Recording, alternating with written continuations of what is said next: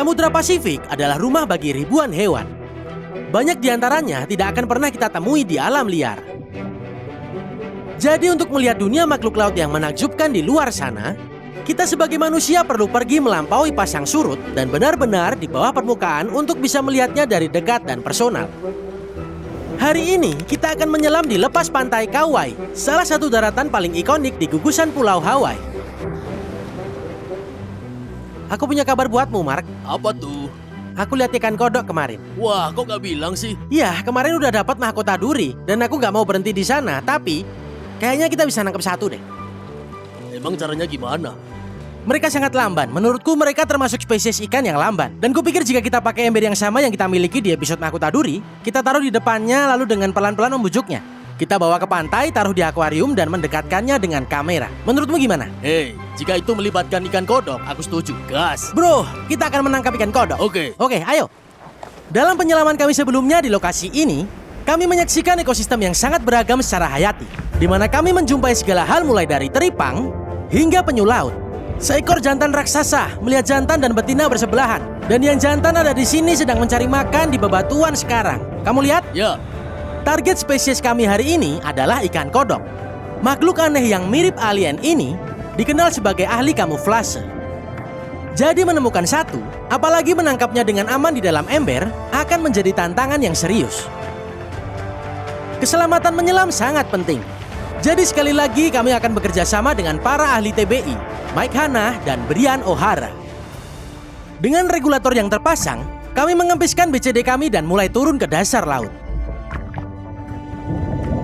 Saat kamu turun, kamu merasakan air memeluk tubuhmu. Dan saat kamu mengintip melalui masker selam, dunia biru besar di sekitar kamu menjadi fokus. Ikan bergerombol dalam jumlah ribuan dengan semua warna cemerlang dan ukuran yang bervariasi. Bulu babi berduri menghiasi batuan seperti ranjau darat di bawah air.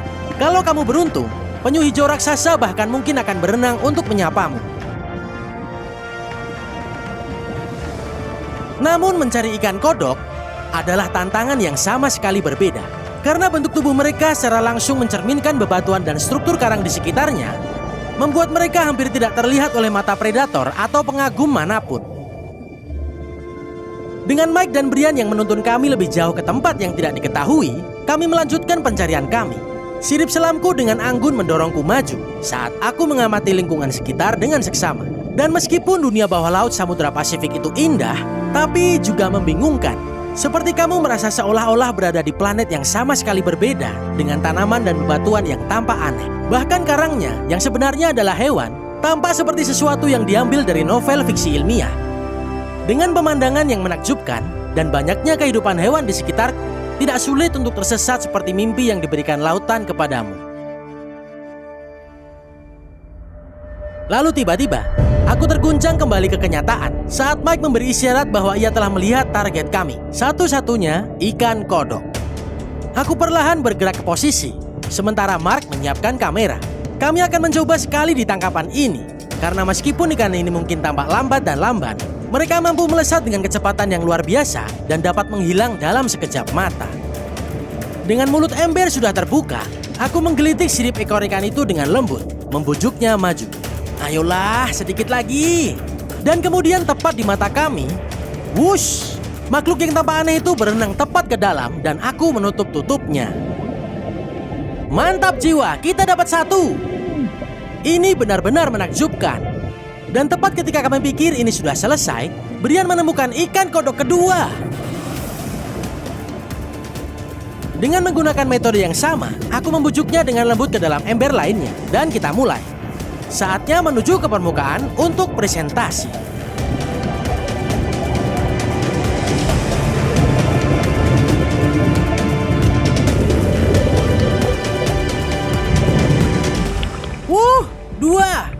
Dua. Wah, baiklah guys, kami sudah kembali dengan bukan hanya satu, tapi dua ikan kodok yang sangat besar. Ember-ember ini menjadi sangat berat dengan cepat. Ya, embernya berat ini. Coba lihat ini. Wah, Dia besar banget. Ini ikan kodok yang sangat besar. Itu ikan kodok nomor 1, itu yang pertama kita tangkap. Dan yang ini adalah yang kedua. Dia lebih kecil, tapi dia tersamarkan dengan sempurna. Coba lihat itu. Wah, Keren ya? itu ikan yang keren banget. Aduh bro. Oke. Ya, mari kita taruh ember-ember ini di tempat yang terkendali. Dan masukkan kedua ikan ini ke akuarium. Supaya bisa direkam. Ada bro. Yes. Mantap. Wah, aku harap kalian siap untuk ini. Ini adalah ikan kodok. Baiklah, aku akan mengambilnya dengan sangat lembut. Coba aku ambil. Pelan-pelan. Wow, ini tidak berlendir seperti ikan pada umumnya. Ini malah terasa sangat kasar. Oke, masukkan ke akuarium pelan-pelan. Ada gelembung udaranya. Itu keren banget. Biar tenggelam. Nah, itu dia teman. Wow, pernahkah kamu melihat ikan seaneh ini guys? Nah Mark, aku tahu ini spesies ikan favoritmu. Jadi seberapa senangnya kamu sekarang? Aku seneng banget bro. Sejak kecil aku terobsesi dengan ikan kodok. Karena dia itu ikan yang sangat keren. Aku suka matanya. Coba kalian zoom ke arah matanya. Itu mata yang tampak sangat marah. Wah, ya ampun. Kayak mata kura-kura pencapit ya. Iya, mirip mata kura-kura pencapit. Ini predator yang sangat keren sekali. Dan semua sirip itu semuanya dalam bentuk yang berbeda. Nah sekarang sirip perut digunakan untuk menjaga posisinya tetap di atas karang. Namun mereka juga digunakan dan dari sinilah mereka mendapatkan nama ikan kodok. Mereka sebenarnya berjalan atau melompat perlahan di sepanjang dasar laut. Dan aku suka melihatnya menggunakan sirip panggulnya di sana untuk bergerak di sekitar akuarium. Kamu dapat melihat begitulah cara dia menyeimbangkan dirinya dan apa yang dicarinya saat ini adalah semacam benteng untuk mengunci dirinya pada posisinya. Dia ini hampir tampak seperti memiliki tangan ya. Sirip berselaput itu hampir tampak seperti cangkir hisap ketika mereka mencengkeram sesuatu. Dan perhatikan betapa uniknya penampilan ikan ini. Dia ini tampak seperti karang. Pola kamuflase itu memungkinkannya untuk tetap tersembunyi. Nah, tentu saja itu membuatnya tersamar dari para pemangsa. Tapi yang lebih penting, kamuflase itulah yang diandalkannya untuk menjadi pemangsa penyergap yang paling agresif. Nah, hewan ini adalah karnivora yang sangat rakus. Yang berarti mereka akan memakan apapun yang menghalangi jalan mereka. Mereka pemburu penyergap. Jadi mereka akan duduk di sana, menunggu mangsa yang tidak curiga untuk datang ke mulut mereka. Dalam waktu kurang dari 6 milidetik, dia dapat melahap apapun yang ada di depannya. Dan mulut mereka sebenarnya dapat terbuka 12 kali lebih besar dari apa yang kamu lihat di bagian depan wajah mereka. Dan mereka dapat menelan makanan yang hampir sebesar mereka. Nah, kalau taktik menunggu makanan tidak berhasil, mereka juga punya taktik lain untuk menangkap mangsanya. Mereka punya 3 duri berbeda di punggung-punggung mereka. Dan yang di depan sebenarnya digunakan sebagai umpan untuk menarik ikan atau udang kecil. Pokoknya apapun yang datang di depan hewan itu adalah sasaran yang sah. Umpan itu sendiri tampak seperti ikan kecil atau udang dan memungkinkan ikan lain berpikir, oh ini mungkin sesuatu yang untuk aku makan. Kalau udah dekat, mereka akan jadi makanannya. Nah, ada beberapa jenis ikan kodok yang berbeda-beda. Yang ini adalah ikan kodok bercorak dan caraku mengetahuinya adalah kamu dapat melihat sesuatu yang tampak seperti bintik mata pada siripnya, ya kan? Kamu lihat di sirip punggung bagian belakang? Kelihatan keren kan? Loh, ada apa itu di siripnya? Mana? Oh, tampaknya itu seperti lubang gurita di balik sirip. Oh iya, yang itu. Itu terletak di bagian belakang sirip perut di sana. Dan mereka benar-benar dapat memaksa air melalui lubang itu untuk memberi mereka dorongan jet yang cepat. Kalau mereka ingin segera pergi. Nah, mirip dengan katak. Kamu tahu ketika ekor katak melompat dari tanggul ke dalam air, dia akan cu dan mencoba untuk bersembunyi. Ikan ini juga dapat bermanuver dengan sangat cepat lalu berhenti dan sepenuhnya menyamar. Dan seringkali itu akan membantunya tetap tersembunyi dari predator. Tidak hanya tenaga pendorong jet itu yang mendorongnya maju, tapi juga menendang pasir dan sedimen di cekungan laut. Kayak itu semua dilemparin ke muka predatornya. Tapi ikan ini tidak cepat kan? Sebenarnya tidak terlalu cepat. Mereka bisa cepat jika diperlukan. Tetapi sebagian besar aku menganggap mereka sebagai spesies ikan yang lamban. Mereka ingin bergerak lebih lambat daripada apapun. Dan sekali lagi perlu diingat, sebagai predator penyergap, gerakan yang lebih lambat berarti potensi yang lebih besar untuk menangkap makanan. Jadi ikan ini tidak mau terlalu menonjol ya? Iya, ikan ini mencoba untuk berbaur dengan cara apapun. Seluruh hidupnya bergantung pada kamuflase. Aku selalu bertanya-tanya Kak Yodi, sebenarnya kulit ikan kodok itu rasanya gimana? Karena aku hanya melihat mereka di akuarium dan mereka terlihat seperti beludru. Beludru adalah cara yang bagus untuk menggambarkannya, namun sedikit lebih kasar, seperti amplas yang sangat-sangat halus. Ini rasanya hampir seperti kulit hiu. Mereka sama sekali tidak berlendir seperti ikan pada umumnya. Jadi ketika aku angkat, dan aku akan melakukannya sebentar aja ya. Aku mau tunjukkan wajahnya. Akan aku angkat perlahan-lahan. Kamu Kamu lihat itu? Lihat mulut besar di depan itu? Wah, coba lihat itu. Kamu lihat posisinya di mana mereka hanya mendorong sirip ke samping dan tetap terkunci di tempatnya. Oh gitu. Nah itu tuh, airnya keluar seperti disemprot. Dan kembali ke dalam akuarium. Ini dia. Dia harus di dalam air selama mungkin. Ikan ini perlu tetap terhidrasi dan jelas dia bernafas melalui insangnya. Satu hal yang mungkin kamu perhatikan adalah ikan ini sama sekali tidak memiliki sisik. Itulah yang membuatnya sangat berbeda di antara banyak spesies ikan lainnya. Nah, ini adalah sesuatu yang sangat-sangat keren. Ikan ini ternyata mampu mengubah warna tubuhnya.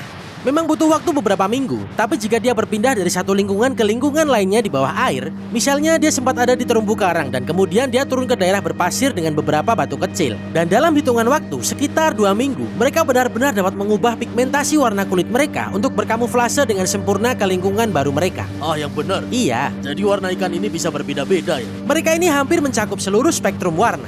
Dan itu semua berdasarkan lingkungan tempat mereka tinggal. Oh gitu. Jadi ini adalah makhluk yang beradaptasi dengan sempurna.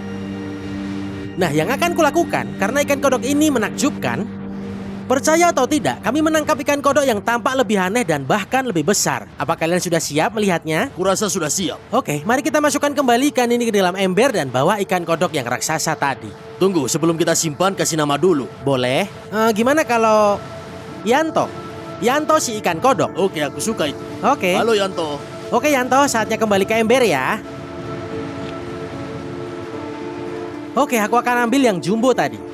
Tunggu sampai kalian lihat betapa aneh dan uniknya ikan kodok ini. Nah, ini adalah ikan kodok commerson dan juga dikenal sebagai ikan kodok raksasa. Dan kita cuma punya waktu beberapa menit untuk merekamnya. Ini sangat besar. Oke, sini kawan. Ya ampun. Aku akan segera masukkan ini ke dalam akuarium. Coba lihat makhluk ini. Oke, ini dia. Biarkan dia tenggelam sampai dasar. Nah, alasan kami ingin mendekatkannya ke kamera adalah ingin melihat betapa miripnya hewan ini dengan kepala karang. Dia bahkan memiliki tabung kecil yang tumbuh dari kulitnya. Ini gila, dia berkamuflase dengan sempurna. Hampir mustahil untuk melihatnya saat dia berada di bawah permukaan laut. Ikan kodok sangat sulit dikenali.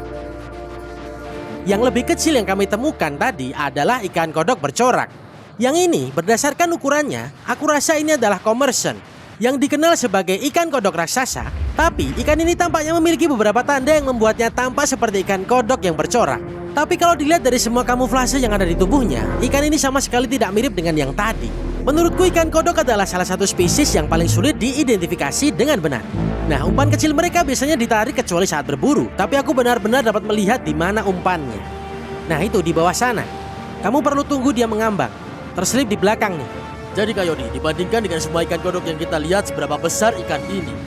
Gede banget. Maksudku 2 kali lebih besar dari yang kita lihat sebelumnya. Dan semua ikan yang lebih kecil yang kita lihat di bawah air berukuran sangat-sangat kecil. Binatang ini benar-benar raksasa. Wah, aku suka ikan ini. Ini mengingatkanku pada kadal bertanduk. Terutama cara mereka berkamuflase dengan sempurna di lingkungan mereka. Kamu lihat ada bantalan pada siripnya? Kelihatannya seperti ada bantalan, seperti kaki. Coba dulu. Seperti telapak kaki. Oh iya, ini juga agak lengket. Ini mirip seperti jari kadal air. Oh iya. Dia bilang, oh jangan pegang-pegang siripku. Oke guys, aku rasa sudah pasti ikan kodok adalah salah satu makhluk paling aneh yang pernah kita tampilkan di Melampaui Gelombang. Tapi sebelum itu, Mark, bro, ini kan ikan favoritmu, jadi kamu harus mengelus ikan ini. Wah, mantap. Tuh, coba dipegang tuh. Aduh bro, ini cita-citaku dari dulu bro. Itu rasanya seperti amplas. Wah, Keren banget kan? ini rasanya seperti gajah atau ikan hiu. Jangan apa digigit. Itu keren. Mantep banget kan? Wah bro, aku tidak percaya ini. Aku seneng banget. Hari yang sangat spesial ya. Iya. Nah, sudah waktunya kita mengembalikan ikan ini ke dalam lautan. Aku Kyrie Peterson, tetap berani dan tetap liar. Sampai jumpa di petualangan selanjutnya. Saat matahari mulai terbenam di Cakrawala, kami menyelam ke bawah permukaan dan dengan hati-hati melepaskan ikan kodok kembali ke wilayahnya. Bagiku, menyelam dengan scuba telah menjadi hobi baruku. Dan cara yang luar biasa untuk menjelajahi dunia yang selama ini hanya kubaca di buku atau kutonton di film dokumenter. Waktu yang kuhabiskan untuk menyelam di lepas pantai Kauai hanyalah permulaan. Dan aku bisa bilang dengan pasti, kami baru saja memulai dalam hal melampaui gelombang.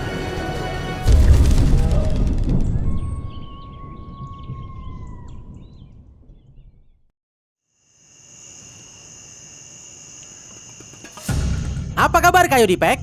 Saat ini kami sedang berada di lokasi Cleveland, Texas. Menginap di Chain O Lakes Resort. Kami pikir akan sangat menyenangkan untuk keluar dan menjelajah area di malam hari untuk melihat berapa banyak makhluk yang bisa kami temukan. Mario pegang lighting. Halo Mario. Hai. Dan kita punya Mark. Dia pegang kamera seperti biasanya. Halo guys. Dan buat kalian yang menonton dan sudah siap, kita akan pergi dan lihat apa yang bisa kita temukan. Aku punya jaring dan juga kail ular. Dan semuanya mungkin terjadi. Siap? Gas. Oke, ayo. Ular. Wah. Dapat. Oh, kamu dapat? Dapat. Wow. Yeah. Astaga naga. Mantap.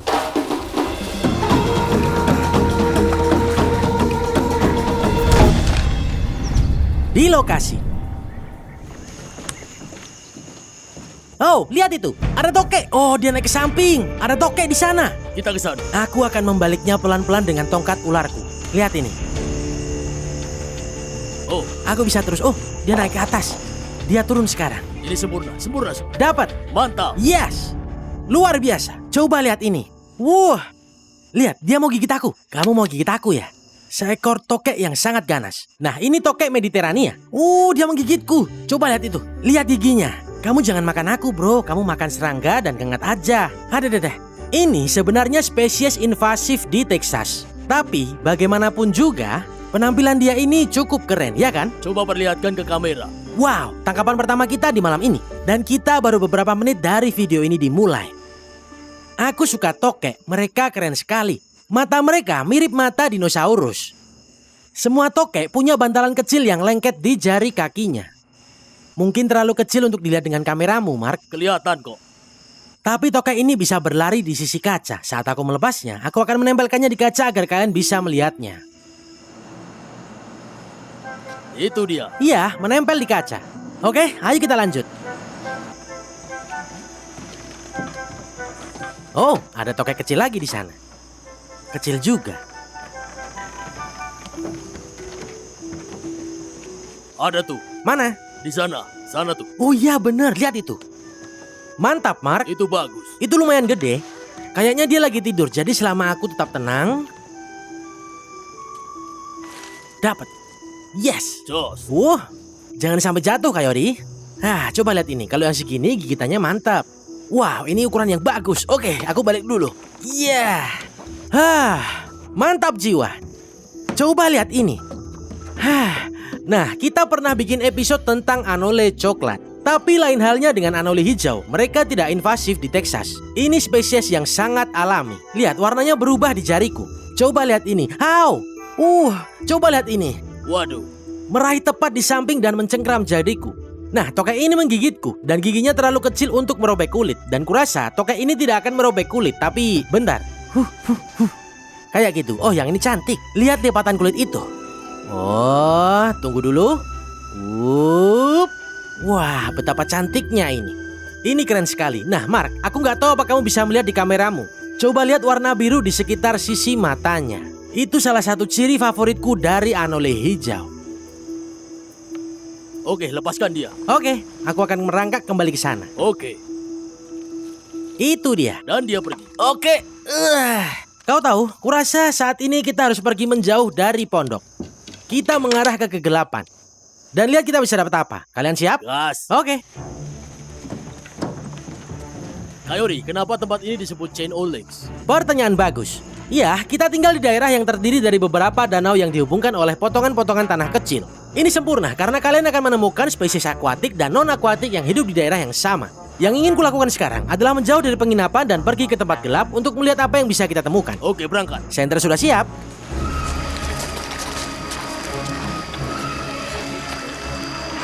Oh, ada kura-kura.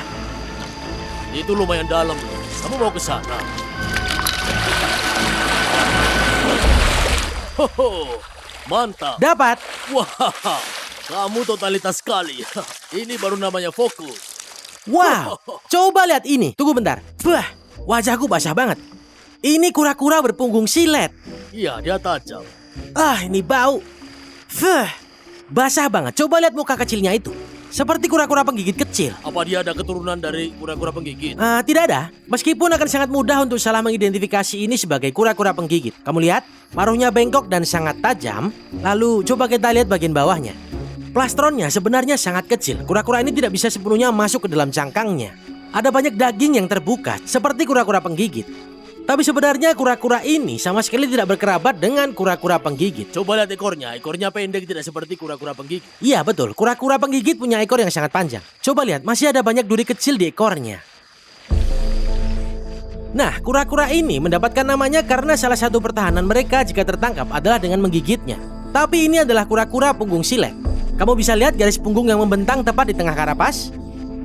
Hampir mirip gigi gergaji. Wow! Ini keren kan? Tangkapan yang bagus. Aku tidak mengira kau akan mencampur ke sana. Ya, mulutku penuh air sekarang. Tapi sepadan untuk menangkap kura-kura ini. Oke, ayo kita lepaskan terus kita cari lagi yang lain. Di sisi kolam.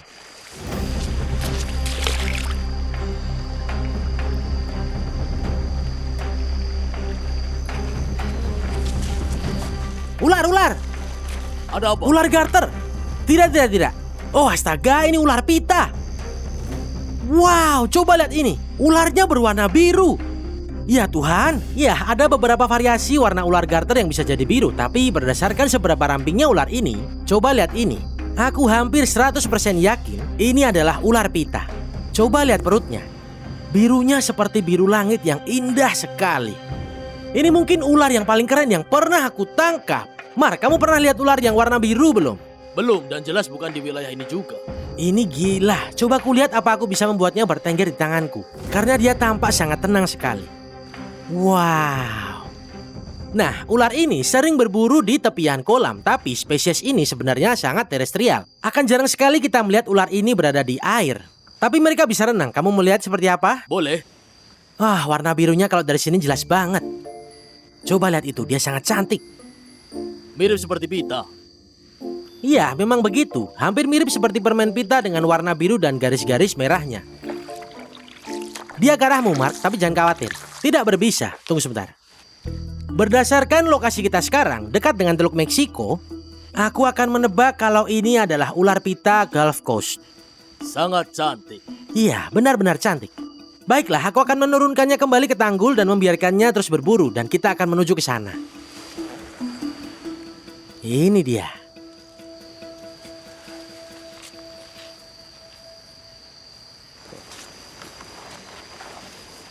Coba lihat betapa jernihnya air itu. Jadi Kayodi, kita cari apa sekarang? Kita mencari apapun yang bergerak di bawah permukaan air. Ada ikan di sana yang mirip ikan gar. Tunggu bentar ya, coba lampunya tetap arahin sana. Kamu lihat dia berenang? Iya. Aku akan coba tangkap, tolong disinari ya. Oke.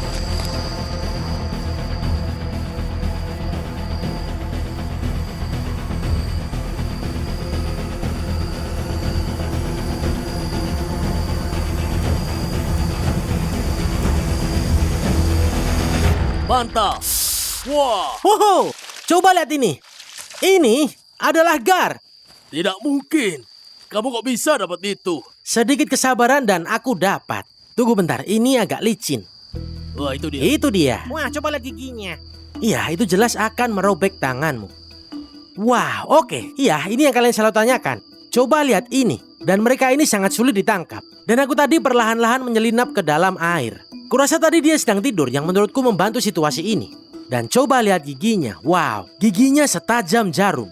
Nah, ini bukan ikan gar buaya, tapi aku yakin ini ikan gar tutul. Dan caraku mengetahuinya adalah dengan melihat bintik-bintik di bagian atas kepalanya. Wow, ikan ini sangat kuat. Wah, aku cuma bisa menahannya beberapa saat saja. Dan rasanya seperti berlapis baja. Aku tidak percaya ini, tubuhnya ini sangat-sangat berlendir. Lihat nih. Dia seperti dinosaurus. Iya, dia memang seperti dinosaurus. Ikan ini sangat-sangat purba. Mereka bisa jauh lebih besar dari seukuran yang ini. Tapi, wow. Jantungku berdebar sekarang. Ini sangat keren. Aku belum pernah lihat yang itu. Kamu mau pegang? Boleh. Nih, kayak armor baja. Apa ya? Iya, Oh, ini sangat bertulang. Iya. Ini tidak lembut sama sekali. betul. Iya, ini bukan ikan yang harus kalian coba untuk makan. Dan mereka ini predator, bisa dilihat dari mulut mereka. Wow, ikan ini memang benar-benar tampak prasejarah. keren sekali bisa dekat dengan ini. Aku tidak percaya aku bisa menangkapnya. Ini keren sekali. Oke, kita akan kembalikan ikan ini ke dalam air. Aku akan lakukan dengan pelan-pelan dan lihat seberapa cepat ikan ini berenang. Oke, coba sinari agak ke atas sedikit, Mario. Dia membasahi lagi sisik-sisiknya. Itu dia. Coba lihat itu. Wah. Dia pulang. Wah. Itu benar-benar keren. Wah. Tos dulu. Tos berlendir. Mantap, Mario. Mantap. Kerja bagus. Oke, ya. Sangat keren. Kurasa kita sudah menemukan hampir semua yang bisa kita temukan di sekitar danau ini. Ini baru 35 menit. Ya, oke. Sekarang kita pergi lebih jauh ke ujung sana. Masuk ke rawa dan lihat kita bisa menemukan apa. Wow, ada begitu banyak makhluk di rawa cemara ini. Kamu lihat ini? Coba kita keliling dulu. Ini terlihat sangat kuno. Tampak menyeramkan. Iya, menyeramkan. Kurasa kalau aku tidak terlalu sibuk untuk mencari hewan atau lagi sendirian di sini, aku pasti akan sangat ketakutan. Wah, Kita jangan sampai lebih dekat daripada ini. itu sangat berbahaya kan? Iya, kalau kita ganggu itu, kita akan diserbu oleh sesuatu sepanjang 1,5 inci, yaitu tawon penyengat yang sangat menyakitkan. Coba lihat ukuran hewan itu. Ini salah satu dari banyak ranjau darat biologis di sini. Itulah kenapa kita harus jalan pelan-pelan. Dan jangan sampai kita asal mencari semak belukar. Maksudku, kamu bisa menjelajah di sini, naik ke atas, ganggu tawon-tawon ini, dan kamu pasti akan langsung diserbu dalam hitungan detik. Aku bahkan gak tahu gimana caranya ngelepasin semua ini dari badanmu. Ini bukan lebah dan sengatnya gak cuma sekali. Mereka bisa menyengat berulang-ulang kali. Mereka punya kait kecil di sisi kaki mereka. Dan itu akan tersangkut dan menyengatmu lagi, dan lagi. Oke, itu seperti mimpi buruk yang jadi nyata. Ayo kita lanjut ke sana. Oh guys, sini. Ayo di. Coba kamu lihat yang di sini. Beneran deh. Mana? Sebelah sini. Ini bisa nih. Iya seperti monster. Mana sih? Oh iya, astaga. Itu dia. Kerekam? Iya. Aku akan menukik ke depan dan mencoba menangkapnya. Itu kata yang besar sekali. Kamu siap? Iya, aku siap. 1, 2.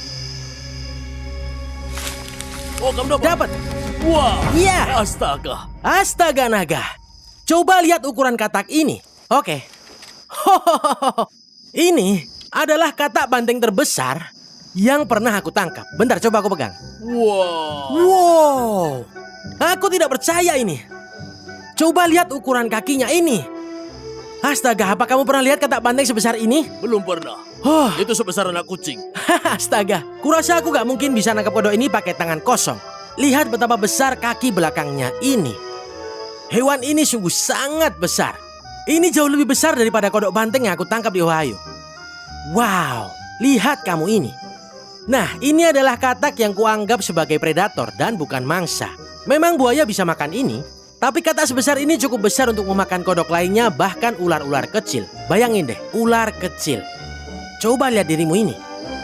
Wow, coba lihat perutnya. Coba lihat bintik-bintik di perutnya ini. Kalian bisa melihatnya? Wah, seperti leopard. Ini sangat-sangat cantik. Tapi apa ini kodok banteng? Dia kelihatan beda. Iya benar, ini kodok banteng Amerika.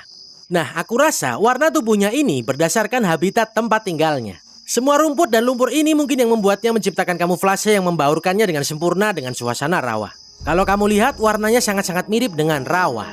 Aku sangat bersemangat sekarang. Ku kasih tahu guys, waktu aku masih kecil, kalau aku menangkap katak ini, aku jamin aku pasti menang lomba lompat katak di daerah itu.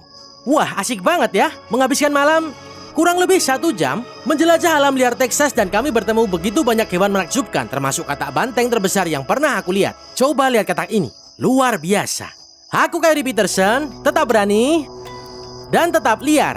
Sampai jumpa di lokasi selanjutnya. Baiklah, aku akan taruh katak ini di tanah dan kita lihat seberapa jauh dia akan melompat.